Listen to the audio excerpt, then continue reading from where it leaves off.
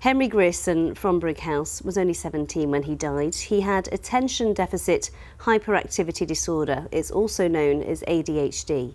It can make some people restless and impulsive.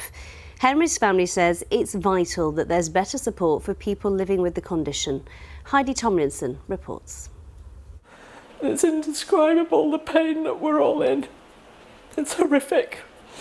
And I just hope that this never happens to any other families, because it's too awful to bear as a mum.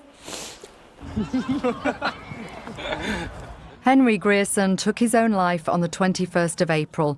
The 17-year-old was a talented rugby player studying business and sport at college, but he was also struggling with attention deficit hyperactivity disorder, ADHD. He'd come off prescribed medication because it made his hands shake and affected appetite, and began taking illegal drugs. He'd also been excluded from college after being involved in a fight. The night before he died, he took the car and he collected some friends. He was pulled over by the police. The police basically impounded the car and they just left him there, and he met up with a friend. He eventually came home and then he wrote his suicide note. West Yorkshire Police say Henry declined the offer of being taken home and made his own way back. The case was referred to the Independent Office for Police Conduct, but it was deemed there was no wrongdoing in terms of the police officer's actions. Oh yeah, this is the shirt from the charity football game. The family want to raise awareness about the links between ADHD, drug use and suicide. It's really important that parents understand this and schools understand it and colleges understand it, because they need to know what they could be dealing with. It's not just about the child who can't sit still, it's about the child with mental health problems that could go on to become a suicide risk. People with ADHD are also more likely to develop substance abuse issues.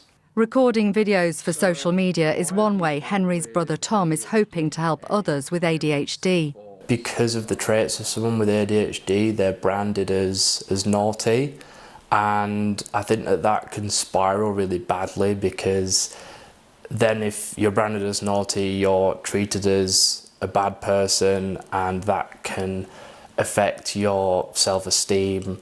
He would want us to carry on, and he would want us to make things better for other people, because that's what he always said.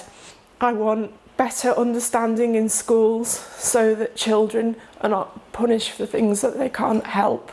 I want better support for families. A campaign to finance ADHD projects in Henry's name has reached over £20,000.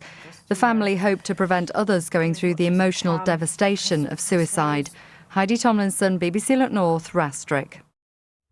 Gosh, just heartbreaking. I'm so sorry for their loss. Thank you to the Grierson family for sharing your story with us. Earlier I spoke to Henry Shelford from ADHD UK, who are funding research into the link between ADHD and poor mental health. I began by asking him what difficulties teenagers with ADHD face.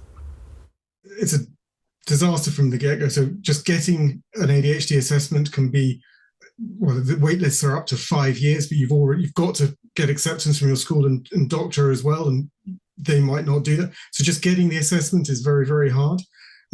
You're not provided support beyond maybe the option of medication, but then there's very little. And then within the school, oftentimes you'll find you're more likely to get excluded than to get the support of an EHCP. So why are teenagers with ADHD more likely to have poor mental health, or in Henry's situation, take their own life? It is awful. It's so awful hearing Henry's story and what's happened, and it is the most awful.